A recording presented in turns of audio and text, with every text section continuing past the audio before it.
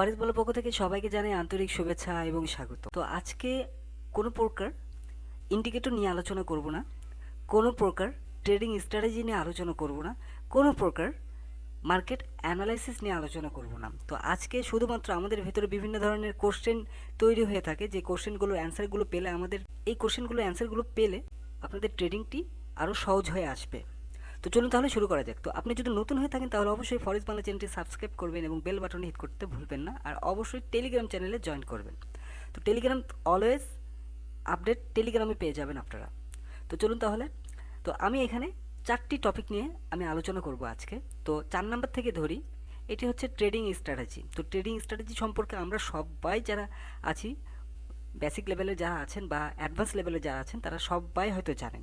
তো এরপরও আমি এই ট্রেডিং স্ট্র্যাটেজি সম্পর্কে আমি বলি। তো ট্রেডিং স্ট্র্যাটেজি হচ্ছে আপনি যেভাবে ট্রেডিং করেন সেটি হচ্ছে ট্রেডিং স্ট্র্যাটেজি।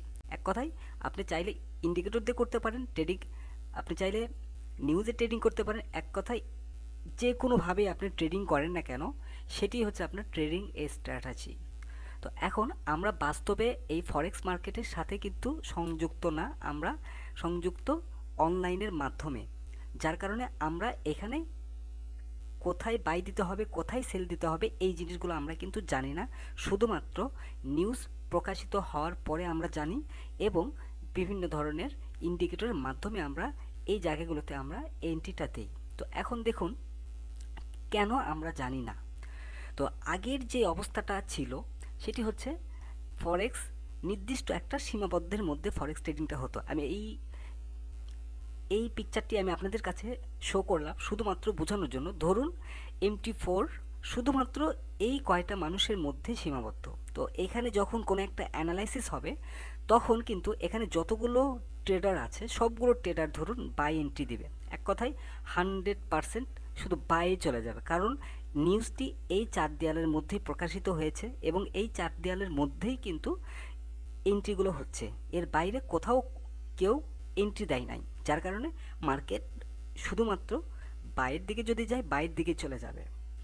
তো যেহেতু মার্কেটটি MT4 মার্কেটটি সম্পূর্ণ ওয়ার্ল্ড ওয়াইড, ফরেক্স মার্কেটটি ওয়ার্ল্ড ওয়াইড, যার কারণে আমরা এই রুমের মধ্যে কিন্তু নাই, আমরা আছি এই রুমের বাইরে।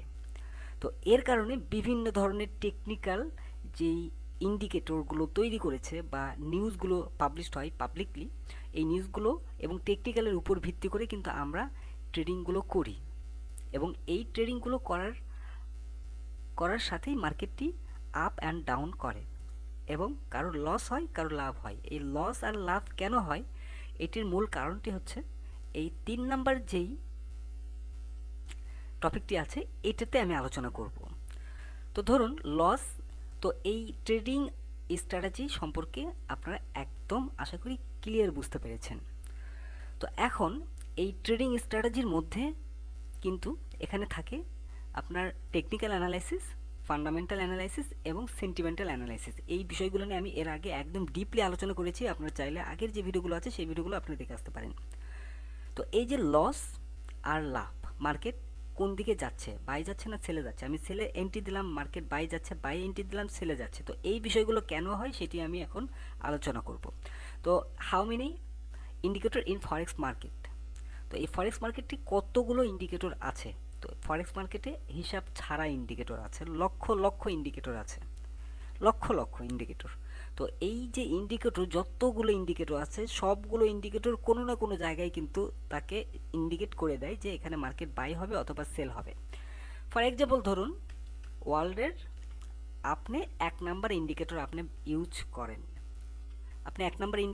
করেন, আর এশিয়ার মধ্যে যারা আছে তারা ইউজ করে 2 নাম্বার ইন্ডিকেটর, এবং ইউরোপের মধ্যে যারা আছে তারা ইউজ করে 3 নাম্বার ইন্ডিকেটর, এবং আপনার 4 নাম্বার ইন্ডিকেটর করে যারা স্ক্যাল্পার, তারা 4 নাম্বার ইন্ডিকেটর ইউজ করে, এবং 5 নাম্বার ইন্ডিকেটর ইউজ করে যারা প্রফেশনাল ট্রেডার তারা। তো ঠিক এভাবে দেখা যায় প্রায় লক্ষ লক্ষ মানুষ বিভিন্ন ধরনের ইন্ডিকেটর ইউজ করে।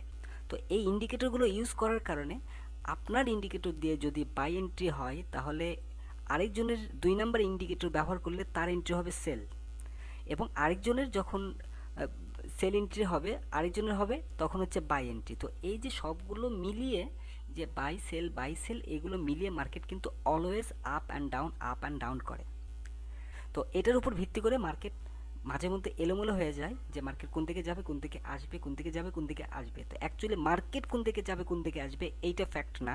ফ্যাক্ট হচ্ছে কোন ইন্ডিকেটর, কোন ট্রেডিং স্ট্র্যাটেজিটা সবচেয়ে বেশি পিপল ইউজ করছে। তো সেই ট্রেডিং স্ট্র্যাটেজি, সেই ইন্ডিকেটরের উপর ভিত্তি করে মার্কেট ওই দিকেই যাওয়ার চান্সগুলো খুব বেশি থাকে। তো এই টপিকগুলোর উপরে কিন্তু আমি এর আগে অনেকগুলো আলোচনা করেছি আপনাদের সঙ্গে।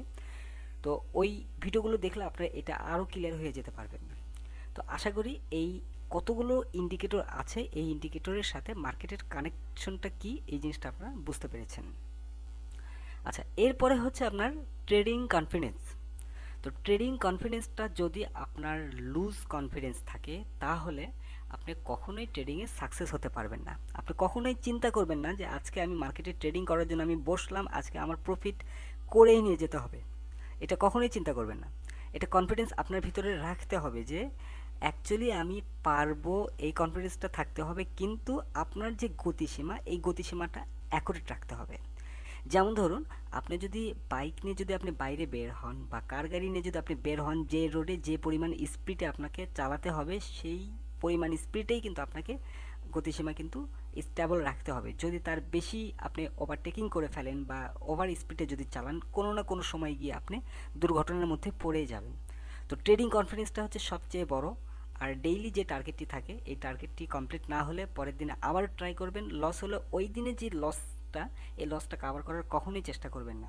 ওই লসটা কাভার করার জন্য একদিন দুই দিন আপনি হাতে সময় নেবেন। তো ট্রেডিং কনফিডেন্সটা অনেক গুরুত্বপূর্ণ একটা বিষয়। তো এরপর হচ্ছে knowing too much is a loss.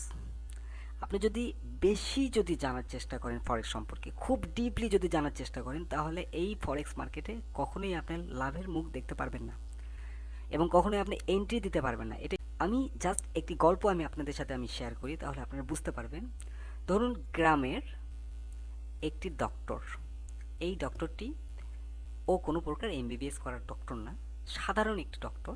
তো এর কাছে যে কোনো রুগী যদি যায়, সেক্ষেত্রে যদি হয়তো কোথাও ছিলে গিয়েছে, ফোড়া উঠেছে, কোনো একটা কিছু হয়েছে, ও করে কি, ওইটুকু জায়গা, ওই ক্ষত জায়গাটা কেটে দিয়ে ও ব্যান্ডেজ করে দেয়। আচ্ছা, তো এই জিনিসটা অলওয়েজ ও প্রায় ধরুন 10 বছর 20 বছর ধরে সে এইভাবেই প্রশিক্ষণ দিয়ে আসছে। তো এরপরে একদিন একটি এমবিবিএস ডক্টর যখন ওর কাছে যখন যায়, তার এই চিকিৎসার ধরনগুলো দেখে তার ওই ডক্টরের কাছে খুব বিভ্রান্তিকর মনে হয়েছে, এবং তার মনে হয়েছে এটি ভুল করছে। তখন কিন্তু ওই ডক্টরকে, গ্রামের যে ডক্টরটি আছে সেই ডক্টরকে কিন্তু বোঝাতে চেয়েছেন যে আপনি যেই চিকিৎসাটা দিচ্ছেন এটি রং, এটি মারাত্মক ক্ষতি হচ্ছে, এটি কোনোভাবেই আপনি করতে পারবেন না। আচ্ছা, তো গ্রামের ডক্টরটি কিন্তু তখন কিন্তু সে বলেছে যে আমার চিকিৎসাটা অ্যাকুরেট আছে, কত মানুষের আমি চিকিৎসা করেছি, এইভাবেই কিন্তু আমার চিকিৎসাগুলোর অসুখগুলো ভালো হয়ে যায়। তো সেভাবে এই ডক্টরটি যখন না শুনলো, তখন এই এমবিবিএস ডক্টরটি এই গ্রাম্য যে চিকিৎসকটি আছে এনাকে একটা কোর্স করার জন্য তাকে নিয়ে যাওয়া হলো, এবং তাকে ফুল 3 মাস কোর্স করানো হলো। তো এখন এই ডক্টরটি, গ্রামের ডক্টরটি কোর্স করে আসার পরে যখন গ্রামে যখন বসলো, তখন সে বারবার সে তখন চিন্তা করছে কোনো একটা পেশেন্ট আসলে, যে আমার একটা জায়গায় ফোড়া হয়েছে, ওই জায়গাটা যদি আমি কাটি, তাহলে ওইটুকু ক্ষতর মধ্যে অনেকগুলো অনেকগুলো রগ আছে, যে রগগুলো শরীরের বিভিন্ন জায়গায় ছড়ানো ছিটানো আছে, চোখ পর্যন্ত আছে, মাথার সঙ্গে কানেকশন আছে। এই যে পড়াশোনাটা যে করে আসলো, এই জিনিসগুলো সে শিখে ফেলেছে, এবং যার কারণে ওর কাছে যে রুগী আসে সে কখনো ভালোভাবে ট্রিটমেন্ট করতে পারে না। ওর যে আগের যে ট্রিটমেন্টটা ছিল সেই ট্রিটমেন্টটা কিন্তু করতে পারে না। আমি জাস্ট উদাহরণ দিয়ে আমি বোঝালাম এটা।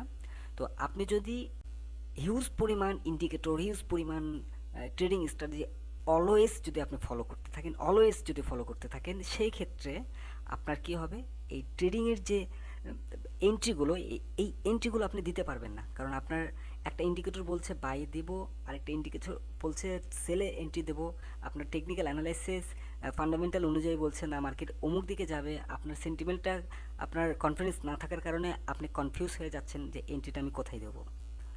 তো এই হয়েছে মূলত ব্যাপার।